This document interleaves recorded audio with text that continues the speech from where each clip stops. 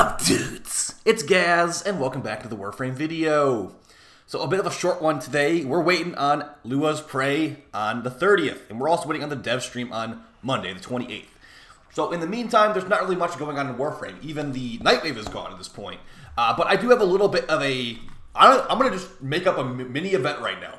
We got some early information from one of the community managers on their primetime stream, which usually doesn't have that much information on it. They basically gave us a heads up of one of the things being added in Lua's Prey that was not previously announced. Okay, so we'll be going over that today. Maybe give a little bit of something to do this weekend. Maybe call it a mini event, as there's not really much else going on. And yeah, we'll just talk about some speculation. Well, maybe not speculation. Everything we'll be going over today was discussed in some way or another on their stream by official channels. So that's what we'll be going over. Hope you guys enjoy the videos. It won't be a super long one. I'm just going to give you like the long and short of what they were talking about and what you can expect, or at least what I'm expecting.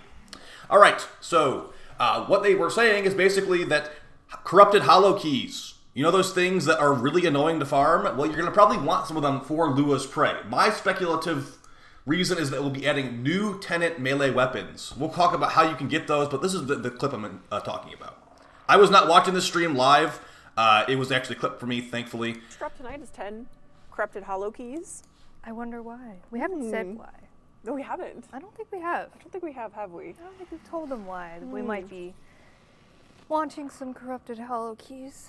And if we have, then I'm embarrassed. Drop tonight is 10. Okay. That's how desperate we are for stuff to do in Warframe. We're taking a clip like that and saying, farm holokeys this weekend. Now, the way I'm looking at it is that when she said that, you know, there's only one use for holokeys in the game. There's not really much mystery to what you can do with them. So basically, if you don't know what corrupted holokeys are, I'm going to first tell you how you get them, and I'm also going to tell you where you can use them on, because it's special, like, Corpus Lich weapons, but it's a little bit more complicated than that. So, the way you get corrupted holokeys, you can either get them by killing a Sister of Parvos Corpus Lich. You get one of them per sister kill at the end of the mission. If you do it in public matchmaking, you get 4, like killing 4 Liches in a row. But they also come from these Voidstorm missions right here. So at the end of these missions, you have a chance to get a certain amount of holokeys to drop. So for example, one of the best holokey farms in the game, in my opinion, is this one right here. Neo Fissure New Gua Mines on Neptune. It's only going to drop like 3 or 4 holokeys, but this mission is completable in about 2 minutes.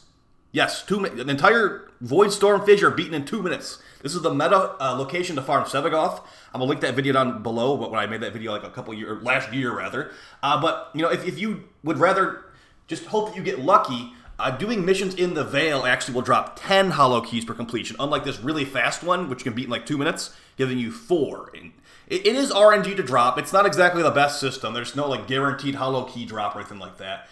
So if you would rather just open a bunch of relics quickly and hope that you get holokeys along the way, you can do something like New Gua Mines. I would not recommend doing a Lith one, honestly. The Lith ones are a lot slower.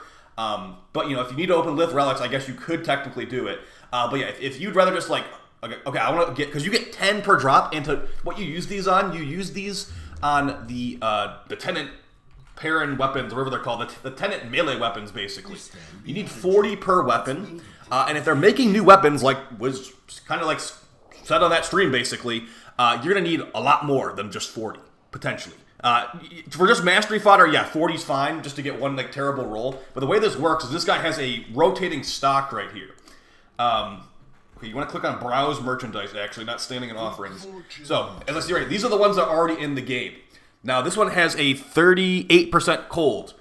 It can go up to 60% of other elements, too. So you want to be technically checking this out every couple rotations if you do want a good roll. For example, this one's really bad, 28% impact. Not even remotely worth considering unless you really want mastery fodder. Like these are all pretty bad actually right now. But the other day he had like multiple 58%, almost 60%. So this is what you will use holokeys on. As you can see right now, I only have 35 of them. I'm gonna probably try to farm like a couple hundred, I'd say, maybe like 150-ish, because you know if I do want to get this weapon maxed out as fast as possible, it will rotate. Like, I think it's like every 3 or 4 days. So I'm going to potentially need to get like 3 or 4 of these. Hopefully it's going to be like a 58 roll right off the bat, right? But if I get a 28 roll, I'm going to want to make a video on it right away, most likely. So we'll see. So that's what this guy has. There is no other use for corrupted holokeys in the entire game.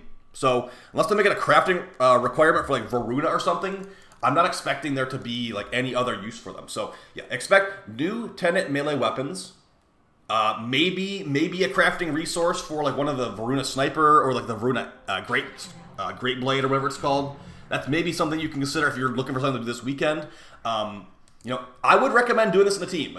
You can technically solo it. Like I could just solo this New Guam Mines right now if you want to see it. We can try that out. But I would definitely recommend having a full squad. Maybe and just doing like a Veil one, because if you get like four of the drops, you're gonna get. Also, if you do the Grenier Veil Railjack missions, they're really they give you a lot of stuff. Like you get like relics, you get credits.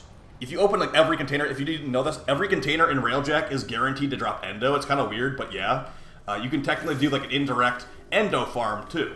So here's me just loading in. I'm just gonna show you how fast New Guam Mines is. Like I said, you only get like 4 from this if you get lucky, but it's extremely fast. Like as a solo player, I'm gonna load in here. I'm gonna get inside this ship. Like near instantly. So I fire off a shatter burst on the ship, just blow up any of the defense turrets on here. But they're usually on some weird spot on the ship. So another shatter burst, that's done. Now I'll destroy one cruise ship. This is how fast this fissure is, guys.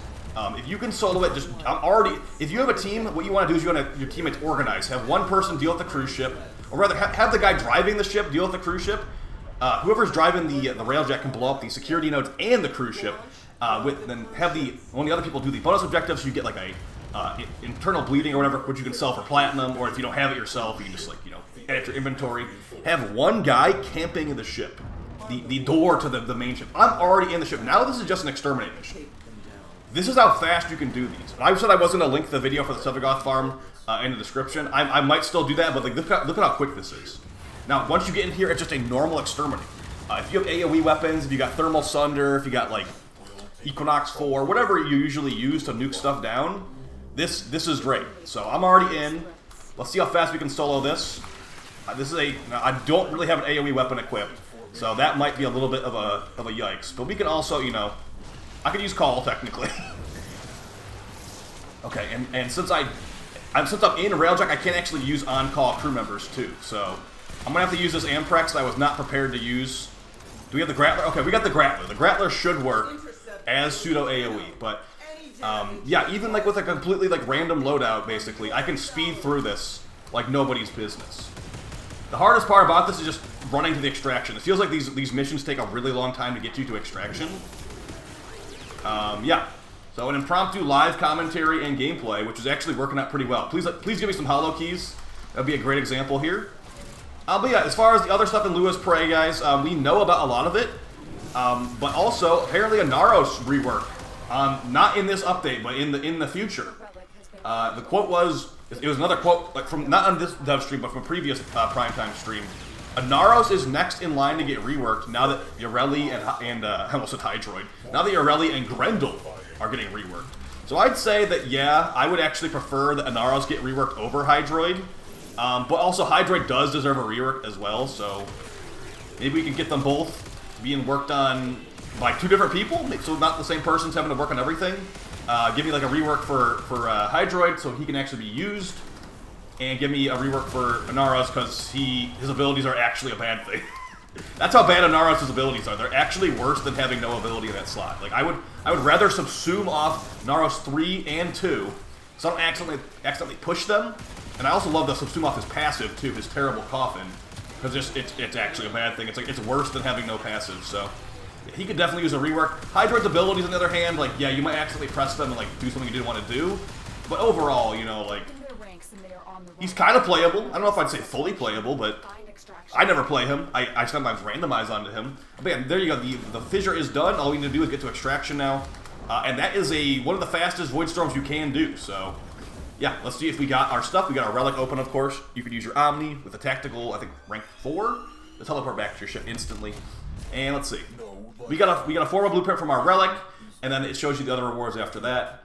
Only 900 endo, but we still got it done in about 3.5 minutes, roughly. So, and we got a relic back. So, decent rewards in the end, but, we didn't get what we want, so it was basically a dud. If I didn't need that relic that just dropped, it was like, okay, nothing really dropped for me there.